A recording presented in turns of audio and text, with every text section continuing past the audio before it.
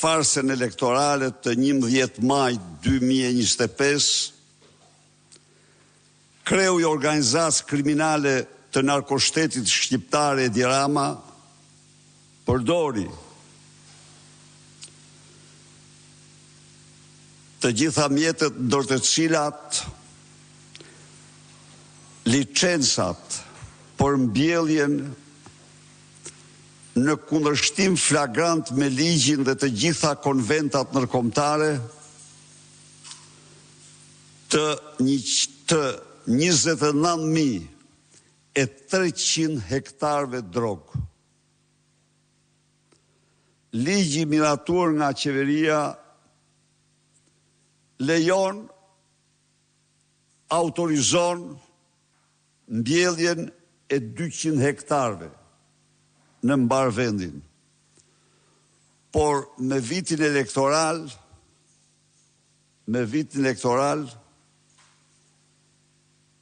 kjo sipërfaqe u shumë fishua 10 herë, 100 herë. Pra, në vit elektoral, Edi Rama rrethoi Shqipërinë në të katër anët e saj dhe në thellësi me plantacione droge, vlera e të cilave është kolosale, po të kemi parasysh se në 28.000 hektar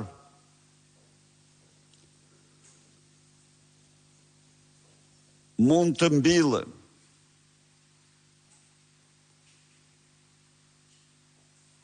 10 milion rrej kanabis, të cilat shkojnë në një vlerë të paktën 10 miliard euro.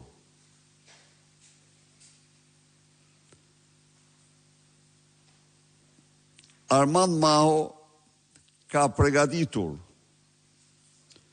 një investigim, ka bërë një investigim të plot të këtij procesi dhe ne paraqesim sot para shqiptarëve dhe mediave të gjithë dimensionet e tij.